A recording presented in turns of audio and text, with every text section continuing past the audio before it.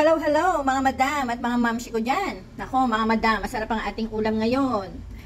Chicken feet. Kumakain ka ba nito madam? Pinedicure ko na to madam. Ay, ibig sabihin, nilinis ko na siyang mabuti madam. Masarap to, adobohin natin mga madam. At syempre, meron tayong bawang. Alam niyo mga madam, lagi ako nag-i-stack ng bawang. Ayan, nilalagay ko na lang sa rep. Para pag magluluto, magigisa, may ready na agad. Nasanay na ako dito mga madam, laging mabilis. Yan. At meron tayong sibuyas. At meron din tayong laurel, mga madam, para mawala ang lansa. At syempre, meron tayong Sprite. May pa-Sprite tayo dyan, mga madam. Ayan, so, gigisayin lang natin yan. Mamaya ipapakita ko sa inyo. At mamaya, meron na tayong masarap na adobong chicken feet. Ayan, mga madam, mag-start na tayo mag-isa.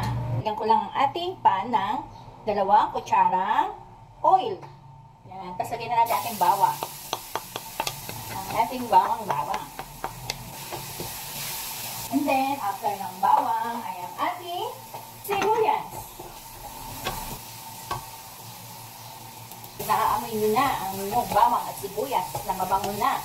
Pwede nyo nang ilagay ang inyong chicken feet. Mukhang mamaya mapapalaban tayo dito sa kanin. Ayan, lagyan natin na oyster. Pero mga ano yan, madam? Mga 2 kusa, oyster. Ayan. Tapos lagyan din natin na konting toyo. Tansya-tansya lang mga madam. Ito po na mga 3 kutsara.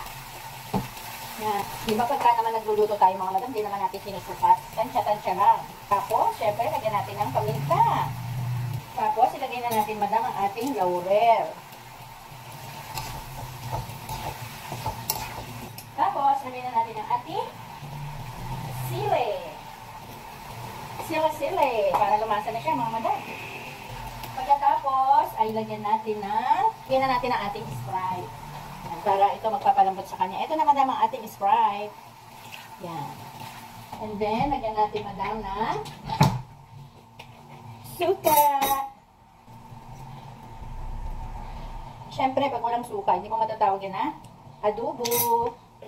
Takpan natin mga madam. And see you after 2 hours. Yan, mahina lang ang apoy mga madam ha, para maluto siya ng hindi nabibigla. Mahirap yun. Nabibigla. Okay. Mamaya uli. Ayan na mga madam, ang ating chicken feet. Ayan. Ang ating adobo na chicken feet. Malambot na siya mga madam. Ayan. Meron pala ako madam nakita dito na sesame oil. Ayan. Nilagyan ko siya ng 1 kutsara. Alam niyo ba mas masarap pala pag may sesame oil? Kaya kung kanina, 1 cup of rice lang. Baka ngayon, mga 2 cups of rice. Yan, yan mga madam. Gawin nyo na mga madam. Thank you for watching.